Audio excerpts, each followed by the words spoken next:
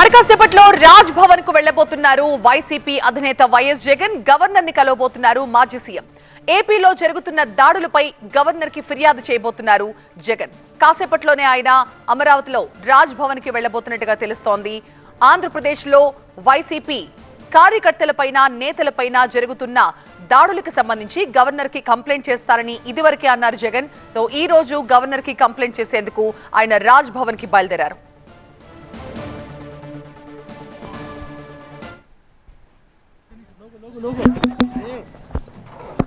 So Raj Bhavan లోపలికి వెళ్తున్న live దృశ్యాల్ని మనం చూస్తున్నాం. ఏపీలో వైసీపీ నేతలపైన కార్యకర్తలపైన జరుగుతున్న దాడులకు సంబంధించి గవర్నర్ కి ఫిర్యాదు చేసేందుకు రాజ్ భవన్ కి చేరుకున్నారు జగన్.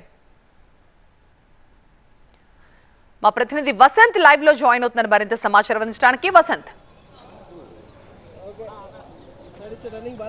వైసీపీ అధినేత వైఎస్ జగన్మోహన్ రెడ్డి రాజ్భవన్కి చేరుకున్నారు. మరికొద్దిసేపట్లోనే గవర్నర్ని కలిసి ఆయన ఫిర్యాదు చేయబోతున్నారు. రాష్ట్రంలో తెలుగుదేశం పార్టీ అధికారంలోకి వచ్చిన తర్వాత వరుసగా రాష్ట్ర వ్యాప్తంగా వైఎస్ఆర్ కాంగ్రెస్ పార్టీ శ్రేణులపైన ఆ పార్టీకి సంబంధించి నాయకులపైన జరుగుతున్నటువంటి హత్యాయత్నాలు, దాడులు, హత్యలకు సంబంధించినటువంటి అంశాలపైన గవర్నర్ని కలిసి ఆయన ఫిర్యాదు చేయబోతున్నారు.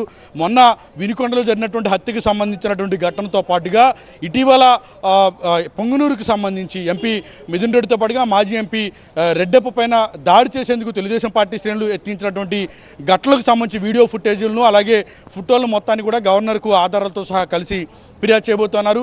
ఏపీలో తెలుగుదేశం పార్టీ అధికారంలోకి వచ్చిన తర్వాత వైఎస్ఆర్ కాంగ్రెస్ పార్టీ శ్రేణులే లక్ష్యంగా ఎవరెవరైతే వైఎస్ఆర్ కాంగ్రెస్ పార్టీకి అండగా నిలిచినటువంటి వ్యక్తులు ఉన్నారో వారిపైన ప్రత్యేకించి టార్గెట్ పెట్టుకొని మరి దాడులు చేస్తున్నారు. కాబట్టి వీటిని నిరోధించేందుకు ప్రత్యేకంగా గవర్నర్ చొరవ చూపాలని కూడా వైఎస్ జగన్మోహన్ రెడ్డి కోరుతున్నారు. అందులో భాగంగానే ఈరోజు రాజ్భవన్లో గవర్నర్ కలిసి ఫిర్యాదు చేయబోతున్నారు. మరోవైపు ఈ నెల 23వ తేదీన ఢిల్లీ వేదికగా ఈ దాడులకు సంబంధించి హత్యలకు సంబంధించి హత్యాయత్నాలకు సంబంధించినటువంటి ఘటనలపైన ఢిల్లీ వేదికగా ఇప్పటికే వైఎస్ జగన్మోహన్ రెడ్డి ధర్నాకు నిరసనకు పిలుపునిచ్చినటువంటి నేపథ్యంలో ఈ వైఎస్ఆర్ కాంగ్రెస్ పార్టీ శ్రేణులపై జరిగిన దాడులు నిరోధించేందుకు దేశవ్యాప్తంగా ఈ రాష్ట్రంలో జరుగుతున్నటువంటి ప్రతి ఘటనను వివరించాలని కూడా భావిస్తున్నారు. అందులో భాగంగానే ఈ అన్ని అంశాలపైన ప్రజాక్షేత్రంలో ప్రజలకు వివరించడంతో పాటుగా అన్ని పక్షాలకు కూడా ఈ రాష్ట్రంలో ఉన్నటువంటి పరిస్థితులను వివరించాలని కూడా జగన్ భావిస్తున్నారు. అందులో భాగంగానే ఈరోజు గవర్నర్ని కలిసేందుకు వచ్చారు. గవర్నర్ని కలిసి ఫిర్యాదు చేయబోతున్నారు. రషీద్కి సంబంధించినటువంటి ఘటనను అత్యంత సీరియస్గా కూడా వైసీపీ పరిగణిస్తూ ఉంది.